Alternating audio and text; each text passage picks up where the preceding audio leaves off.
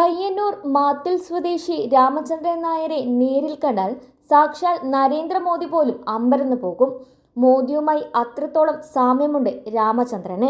ഒരിക്കൽ ബോംബെയിലേക്ക് പോവാൻ പയ്യന്നൂർ റെയിൽവേ സ്റ്റേഷനിൽ ട്രെയിൻ കാത്തു നിൽക്കുമ്പോഴാണ് ഇദ്ദേഹത്തിന്റെ ഫോട്ടോ ആരോ പകർത്തി സോഷ്യൽ മീഡിയയിൽ പങ്കുവച്ചത്. അന്നു തൊട്ട് രാമചന്ദ്രൻ വൈറൽ താരമാണ്.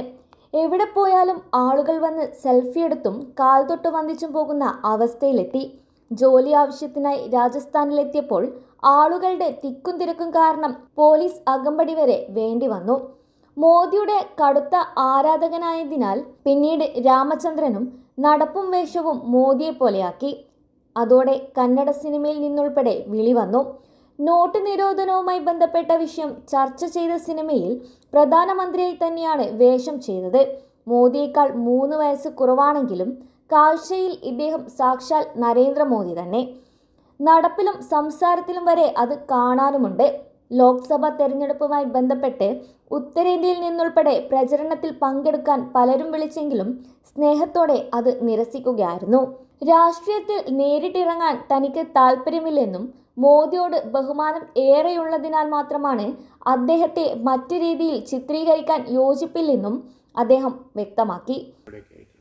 ഈ ചിത്രം വൈറലാവുന്നതിന് മുമ്പേ നിങ്ങൾക്ക് സ്വയം ഇങ്ങനെ സാദൃശ്യം ഉണ്ടെന്ന് തോന്നിയിട്ടില്ല? അതിനു മുമ്പേ ചീഫ് മിനിസ്റ്റർ ആകുന്ന സമയത്ത് തന്നെ ഞാൻ സാധാരണ യാത്ര ചെയ്യുന്ന ആൾക്കാരാണ്. അപ്പം ഞാൻ നോർത്തിലൊക്കെ പോയി കഴിഞ്ഞാൽ പലപ്പോഴും ആൾക്കാർ പറഞ്ഞിട്ടുണ്ട്, അതായത് മോദിജിയെ പോലെ ഉണ്ടെന്ന്. കുട്ടികളൊക്കെ പറയുമ്പോൾ അവർ ജെന്യൂണാണല്ലോ. അപ്പോൾ അവർ പറയുമ്പോൾ എനിക്കതിൻ്റെ ബോധമായി. പിന്നെ ഗുജറാത്തിൽ പോയിട്ട് ഞാൻ ഗുജറാത്തിൽ പിന്നെ ഋഷികേശിനും അവിടെ ഹരിദ്വാറിലൊക്കെ പോകുമ്പോഴെല്ലാം ആൾക്കാർ കൂടുമായിരുന്നു.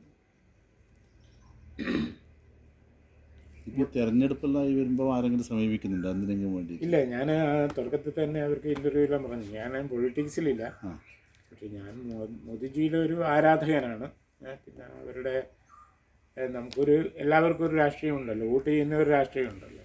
അപ്പോൾ അതിൽ നമുക്ക് മോദിജിയോടും അയാളുടെ പ്രസ്ഥാനത്തോടും താല്പര്യമാണ് എന്നതിൽ കൂടുതലായിട്ട് എനിക്കൊരു പൊളിറ്റിക്കൽ പാർട്ടിയിലും മെമ്പർഷിപ്പ് ഒന്നുമില്ല.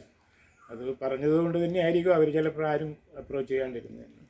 ഈ സ്ഥാനാർത്ഥികളുടെ ഈ ഫോട്ടോ ഇപ്പം ഇതിലുണ്ടല്ലോ, അപ്പോൾ അതിന് വേണ്ടിയിട്ട് അങ്ങനെ അപരണം അങ്ങനെ എന്തും ഇല്ല, അങ്ങനെ പറഞ്ഞിട്ടുണ്ടായിരുന്നു പല ദിക്കിലും ആൾക്കാരൊക്കെ. അപ്പോൾ അതുപോലെ കോമഡി സ്റ്റാറിലൊക്കെ പോകാൻ പറ്റും. ഞാൻ അത്ര പ്രിഫർ ചെയ്യുന്നില്ല. എന്താ കാര്യം എന്ന് വെച്ച് കഴിഞ്ഞാൽ മോദിജിയെ നമ്മൾക്ക് കുറച്ച് കാണിക്കാൻ ഞാൻ ഒരു തരത്തിലും ഇഷ്ടപ്പെടുന്നില്ല. പിന്നെ ഇവരത്ര സീരിയസ് ആയിട്ടൊന്നും ആരും നമ്മളോട് അപ്രോച്ച് ചെയ്തിട്ടില്ല. പിന്നെ ഞാനും കുറച്ച് സമാധാനമായിട്ടൊക്കെ ജീവിക്കാൻ ആഗ്രഹിക്കുന്നതുകൊണ്ട് പൊളിറ്റിക്സിൽ വേണ്ടാന്ന് വിചാരിച്ചിട്ട്.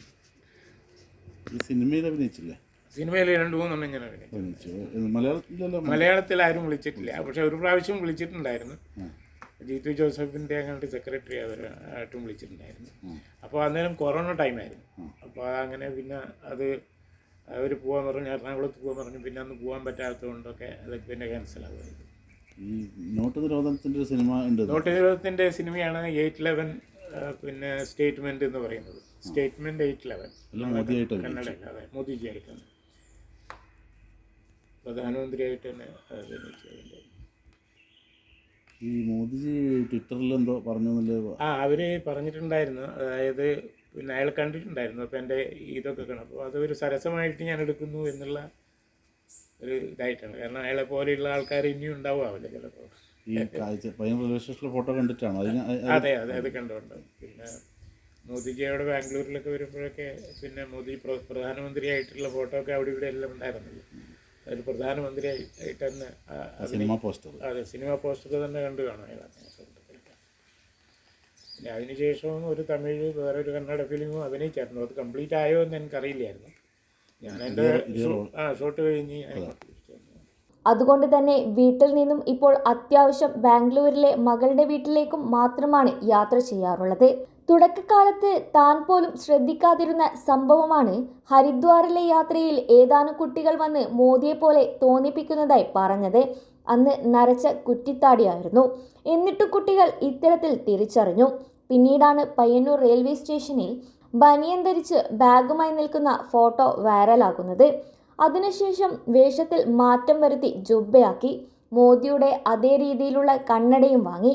താടിയിലും പുരികത്തിലും മാറ്റം വരുത്തുകയും ജുബ്ബയ്ക്ക് മുകളിൽ കോട്ട് ധരിക്കാനും തുടങ്ങി. പക്ഷേ നിരന്തരം പുതിയ ലുക്കിൽ പ്രത്യക്ഷപ്പെടുന്ന സാക്ഷാൽ മോദിയെ പൂർണ്ണമായും പകർത്താൻ തനിക്ക് സാധിച്ചിട്ടില്ലെന്നും എന്നെങ്കിലും നേരിട്ട് കാണണമെന്നുണ്ടെന്നും ചിരിയോടെ ഇദ്ദേഹം പറഞ്ഞു. मेरे भाइयों बहनों, अभी केरला का इम्पोर्टेंट विश्व महोत्सव आ रहा है. आप सभी को मेरा केरला वासी लोग के लिए मैं विशु आशंसा देता हूँ. ഹാപ്പി വിഷു. ഒറ്റയ്ക്ക് കാണാൻ നമുക്ക് വളരെ അധികം ആഗ്രഹമുണ്ട്. പക്ഷെ പോയി കഴിഞ്ഞാലും അവരെന്തെങ്കിലുമൊക്കെ നമുക്കൊരു അസൈൻമെൻറ്റ് തന്നു കഴിഞ്ഞാൽ അത് നിഷേധിക്കാൻ നമുക്ക് പറ്റാത്തതുകൊണ്ട് കാണണോ വേണ്ടയോ എന്നുള്ളത് തീരുമാനിച്ചിട്ടില്ലാന്ന് മാത്രം. പിന്നെ ഏതായാലും സൗകര്യം ഉള്ളപ്പോഴൊന്ന് പോയിട്ട് കാണണം. ഈ പുറത്തു പോകുമ്പം ആൾക്കാർക്ക് ശല്യമായിട്ട് തോന്നാറുണ്ടായില്ല? ശല്യമായിട്ട് തോന്നുന്നില്ല. കാരണം എപ്പോഴും ഒരുപാട് ബഹുമാനം നമുക്ക് കിട്ടുന്നുണ്ട്, റെസ്പെക്റ്റ് കിട്ടുന്നുണ്ടല്ലോ. നമുക്ക് നെഗറ്റീവായിട്ടുള്ള ഒരു അപ്രോച്ചും ഇല്ലല്ലോ. അതുപോലെ ഞാൻ ഈ അടുത്തായിട്ട് പിന്നെ ഇവിടെ അയോധ്യയിൽ പോയിട്ടുണ്ടായിരുന്നു കഴിഞ്ഞ മാസം. അപ്പോഴാണെങ്കിലും ആയിരക്കണക്കിന് ആൾക്കാരാണ് ഫോട്ടോ എടുക്കാനുണ്ടായിരുന്നത്. എല്ലാവരും ഫോട്ടോ എടുക്കുമായിരുന്നു. എല്ലാവരും, കുട്ടികളും പ്രായമായവരും എല്ലാവരും വന്ന് ഫോട്ടോ എടുക്കും. അപ്പം അതൊരു വലിയ അനുഭവമാണ്. അവർ വന്ന് മോദിജിയുടെ കാല് പിടിക്കുന്നത് പോലെയൊക്കെ പിടിക്കും. പക്ഷെ നമ്മളത് പ്രോത്സാഹിപ്പിക്കാൻ പാടില്ലാത്തതുകൊണ്ട് അത്ര ഇതാണ്. രാജ്യത്തെ വിവിധ സ്ഥലങ്ങളിൽ മോദിയെപ്പോലെ പലരുമുണ്ടെങ്കിലും രാമചന്ദ്രന്റെ അത്രത്തോളം വരില്ലെന്നാണ് നേരിൽ കണ്ടവർ പറയുന്നത്. ന്യൂസ് ഡെസ്ക് സമയം മലയാളം.